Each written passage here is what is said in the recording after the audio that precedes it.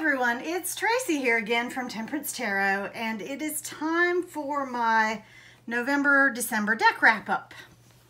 These are the decks that I used in November and December of 2018. And I'm going to start with the Starman Tarot. Now, I had absolutely no intention of getting this deck. I thought it was too busy. It was just, you know, not my art style at all. But Amazon had it on sale. I guess you could call it a sale. Sometimes they mark down things for a period of time. They don't advertise it as a sale, but it's basically, they marked it down to $16.50. And for $16.50, I figured I would give it a try. And I'm glad I did, because I don't like the artwork. It is too busy. It's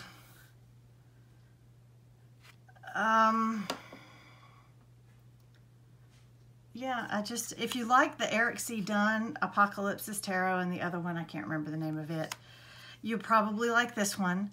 The backs are pretty atrocious. It's kind of glossy. The cardstock isn't that great. And that sort of Etch-a-Sketch, that's what it makes me think of as an Etch-a-Sketch. You can find that on some of the cards in the actual design, sort of an Etch-a-Sketch style. But one thing I really did like about it was the book. I think the book is just beautifully written and very insightful.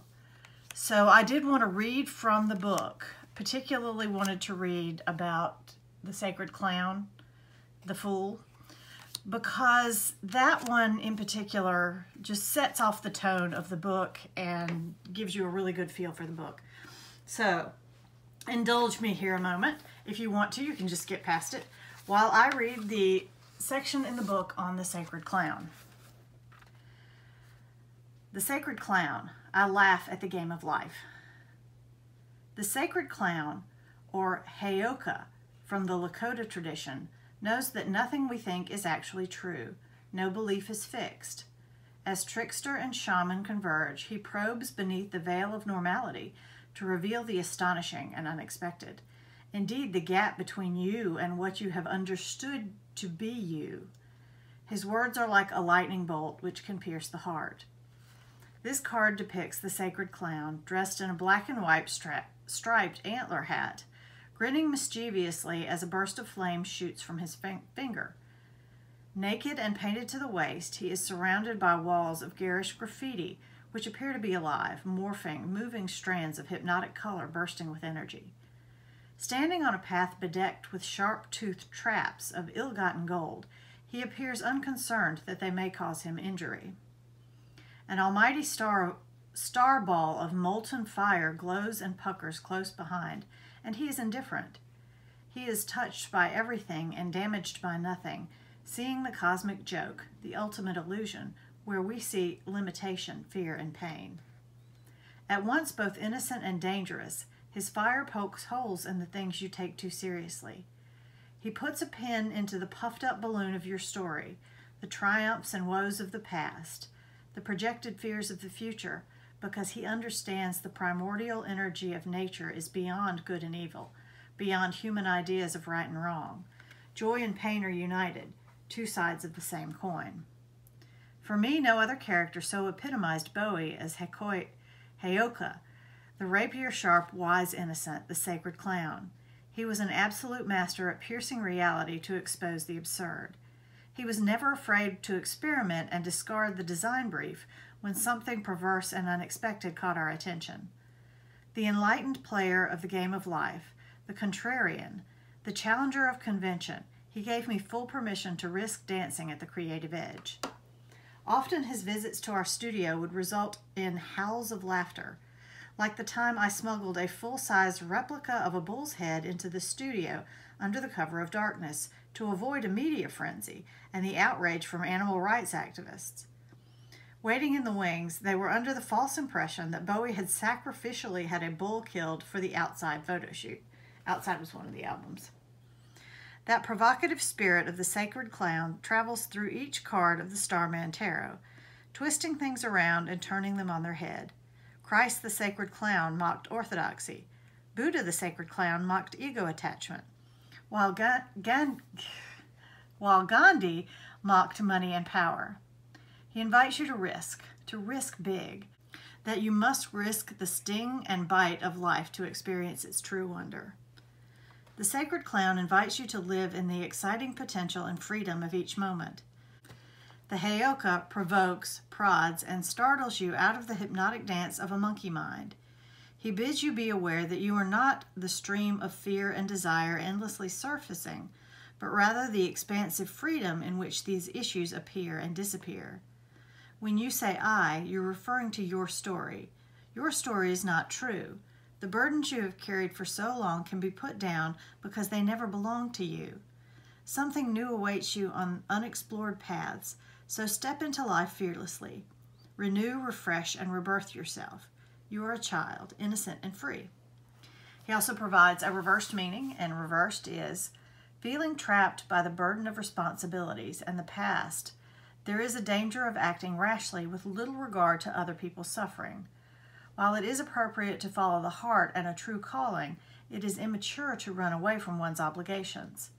Unfinished business will follow you around, so take stock despite any impatience and longing for adventure. The power to act rather than react. Settle your accounts, research options, and present your position so that it has some chance of being understood. There you go. It's kind of philosophical, which I tend to not be very philosophical, but it's so beautifully written. I do want to read the whole book before I pass this deck on. So I do want to read the whole book and see what I what wisdom I can get out of it, because it is a very interesting book. But the cards themselves are just not my cup of tea. I just don't particularly gel with these cards. So Starman Tarot. Eventually this one will leave my collection, but it's going to stay in it right now. Again, I apologize for the lighting. It's actually not going to rain here today, and I'm excited about that. But we'll have a little bit of sun come, and then it'll go, and the light will burst in, and then it'll fade. So sorry about that. The next deck I worked with in November and December is the New Liminal Tarot, which I have shown this a lot on my channel recently. I love it. It's beautiful. It's an easy reader. There are the backs. I just think it's gorgeous. It came from Make Playing Cards. You can get it right now. It's not terribly expensive. And it's an option if you don't have the indie edition. It's really, really lovely. Not much more to say there. I also got from Make Playing Cards a few of these tins. They're not very expensive. It costs more to ship them than they actually cost, and a standard tarot deck fits in them beautifully. The next deck I worked with in November and December also came from Make Playing Cards. It is called the Vintage Oracle by Gloria Sanchez. I think you can also get it on her Etsy shop. It comes in a glossy little box from Make Playing Cards. It's collage work with a black border. It's very nice collage work. If you were interested in like the Victorian Romantic, this might also appeal to you. It's a little pricey for a Make Playing Cards deck, and there is a gilded version that's even more expensive. It's like $20 extra for that gilding. But it's a nice deck, and it reads very well. Very Rider-Waite-Smith. There is one major flaw, and let me see if I can find it. Okay, here it is. Strength is misspelled. I knew that when I bought the deck, because you can see all the cards at Make Playing Cards. You can, click on them and see them. I knew it was misspelled, but I bought it anyway. I like it. I don't think I need to keep it though, because I have many other decks that have this sort of antique-y feel, collage-y, old-timey, and this guy, he doesn't really fit in with this aesthetic. There are a couple of them like that where it's like, huh? But it is a really nice deck, and I do like it. So and this guy too, you can tell it's all made from pre-existing artwork. He doesn't kind of fit in with the Victorian aesthetic. But, yeah, you know, that looks like St. Nicholas.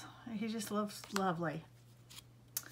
And it's a really great little deck, and if nobody else wants it, I will certainly keep it and use it. But if somebody's interested, just let me know. I also used the Phantasmagoric Theater Tarot in November. I believe it was in November.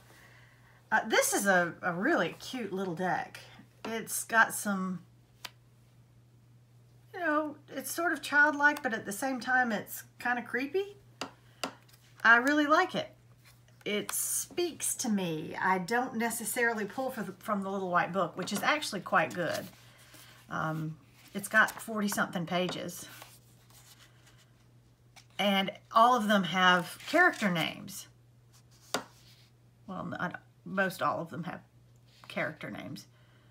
So if we look here at the Ten of Swords, you know, she hasn't got swords stuck on her. She's got swords on her sweater, and it looks like she's spilled her, I hope that's tomato juice, is what it looks like to me. And you can see her, oh, I've done it again. I wasn't paying enough attention to what I was doing.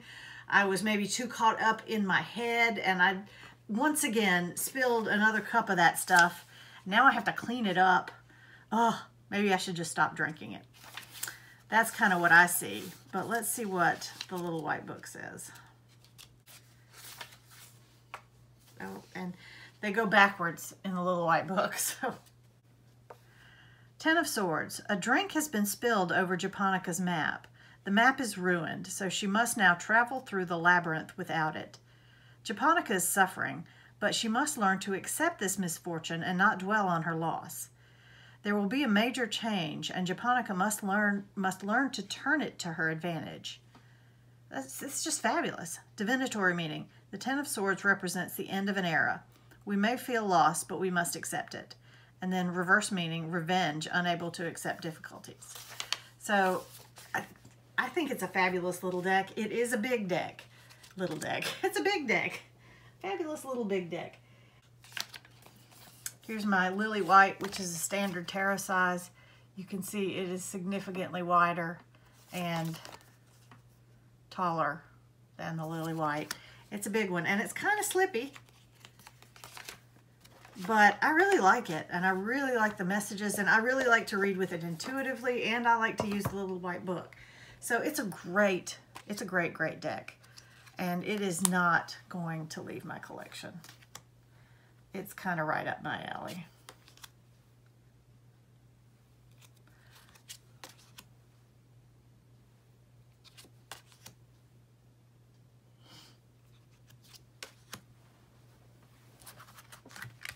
And speaking of the Lily White, I love this deck.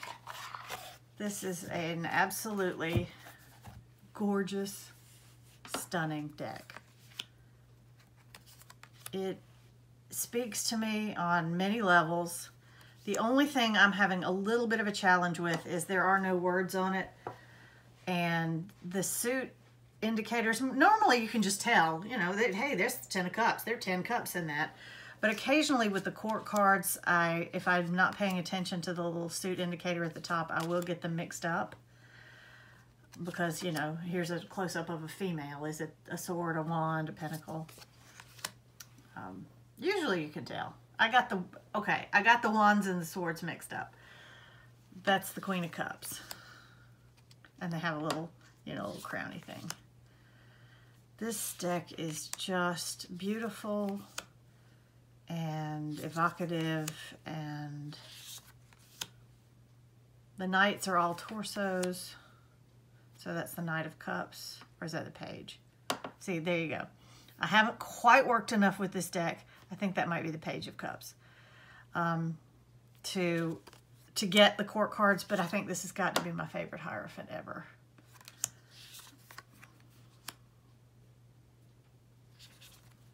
I've done a full walkthrough of this one, so I'm not going to do another walkthrough, but it is beautiful. I love it. It's a keeper. Another near perfect tarot deck is the Lion's Gateway Tarot. I just can't tell you how much I love this deck. This artwork is just it's a lovely, if you don't like Pixie's artwork and want a Rider-Waite-Smith deck, this would be a deck I would recommend. Yeah, it's a little pricey because it's an indie deck. It feels marvelous. I've done a full walkthrough, so I'm not going to spend a whole lot of time on it. But I have been using it lately, and I absolutely love it. And yeah, so it's definitely a keeper. It's got enough detail without being too busy. It's just pretty near perfect when it comes to a Rider-Waite-Smith. I would call it a clone. And I love it. It takes photographs really well too. So there you go. This is one of the cards that made me get the deck with the sun on the Three of Swords. I just loved it. Lions Gateway Tarot. This is the last tarot deck I'm going to talk about for November and December. I sort of made a box for it. It came wrapped in wrapping paper that had the cards on it, and I've saved it all, and kind of taped it to the box from the Spirit Halloween tarot that I had to get rid of, but I kept the box, and I'm using the box for that. This is the Saki Saki Tarot, and I have never felt such an immediate connection. They're upside down. I have never felt such an immediate connection with a deck before in my life. I got it from a witchy shop in Nebraska, my favorite Magical Omaha witchy shop in Nebraska that I ordered from. And they carry a number of independently published decks so that I can get, it was for one shipping charge, I can get several decks at one time. I had thought about this one on and off for a while, but I was a little concerned about the headless people. I thought that they were going to throw me. But it turns out that adds actually a lot of insight into my readings when I run across a card with the headless people. You know, it completely tells me, here it's telling me, stop obsessing and just go out and have some fun. You know, enjoy yourself. But this girl has a head, so she's thinking. And, you know, this guy has a head, so he's thinking. So the ones without heads definitely tell me to either do or be or feel rather than think. And I touched this deck and I immediately knew that this was my deck and I was supposed to have this deck, and it was meant for me. And I have gotten fabulous readings from it. And I can't say enough wonderful things about it. I have the book coming, so I haven't worked with the book yet. The book was either not available, or I don't think I knew about it from the witchy shop in Nebraska. And I learned about it, that there was a book on a live chat with Katie Flowers, and went out and bought it. Yeah, I think it was the end of last week, like the 21st or 22nd, so it should be coming relatively soon. But I'm glad I got to work with it some without the book before I got the book. But I understand the book is really fabulous, so I'm looking forward to getting that. You can see the cards are a little bit smaller than standard tarot size. They're a little shorter and a little narrower. And I absolutely love this deck. I just always seem to want to reach for it. It's just that great. So there you go, Saki Saki. And now on to the Oracle decks that I used in November and December. I used Messages from the Light meditation deck. It's another great deck. I used a lot of great decks in November and December. Very few duds. This one it's got a keyword and an image, and they go together. They reinforce one another. I think that's fabulous. The images are pretty much beautiful. There are a few that are not my favorites, but most of them I think are just beautiful. It's US Game System, so it's got fabulous cardstock. Love that one. And it does have a little book that If you really need a little nudge, there's a small statement, a couple of sentences about each card, but it's really intended for you to use intuitively. And that's what I did pretty much, and I loved it. I used the Creepy Crawly Oracle deck and the Positive Affirmations deck in November. I like these a lot. I've got full walkthroughs of both of these. I'm not going to go through them. This one is kind of hard to get out of the box. I need to find something else to put it in. I think I said that before, but yeah, the messages are really fabulous, empowering messages, and I really like these decks. I worked with Morgan's Tarot, which I would consider it to be an oracle deck, not a tarot deck. This one was kind of hit or miss. I've found that I really think you have to be high to understand this deck. It's just so trippy. Of course, I love the artwork because it throws me right back to my childhood. But I don't know that I get what this is supposed to do. I did find a pen that would write on it just fine. Some of the cards make perfect sense to me, like this one. I can work with that. This one, not so much. So yeah, this one I'm not sure that anybody wants it. I'd be willing to give it up. I have numbered it, and I numbered the entries in the little white book to correspond.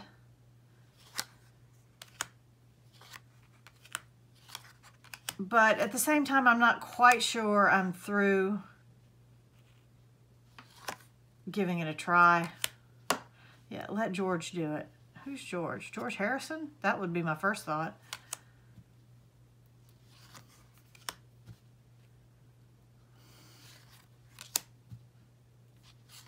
So, yeah, I do love I Think I'll Make a Buddha. Kind of on the fence with this one. I got the Disney Star Darling Wish Cards and book.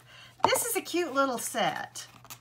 I don't know, it was only $7, and it is completely in the world of, you know, it's a completely separate universe, this universe of the Star Darlings. But you pull a card, you look at the message in the book. It's primarily, I think it would really be fabulous as a young girl's first oracle deck. If she's interested, you know, if you've got a daughter who's interested in what you're doing. It's very empowering and affirmative, and it also reinforces positive behaviors like making your bed and cleaning your room and getting along with your siblings. There's no dark. There's no real shadow in this deck.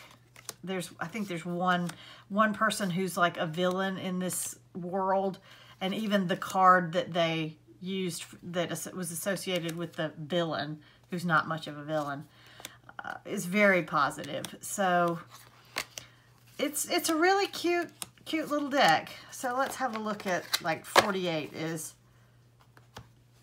I do have a little bit of a hard time with that font. Feather Yaffer 48. So let's see what it says for that. The delicate leaves of this glistening perennial taste a little bitter, but they're delicious sautéed in a salad. Many believe the Feather Yaffer, or Feather Jaffer, it's a J. I don't know if you pronounce it like a J or a Y. Many believe the Feather Jaffer has special healing properties. Choosing this card means you wish to change something inside that gets in your way. You yearn to, see, and the English isn't so great. You yearn to honest about what it is. It should have been a B in there. You yearn to be honest about what it is. But remember to be gentle. Treat yourself like you would a good friend with support, compassion, and love. So it's really good. Positive messages. I'm not quite ready to give it up yet. I think I may continue to use it occasionally alongside my Star Darlings Wish a Day diary that I talked about in my journal video. I do pull oracle cards sometimes and talk and write about them in my Wish a Day diary, and sometimes I pull one of these. So not ready to give it up, not expensive, really kind of fun. One more oracle deck. I've been using Angels and Ancestors Oracles again because I can't give it up. I can't tell you how much I love this deck. I think, no question about it, right now this is my absolute favorite Oracle deck.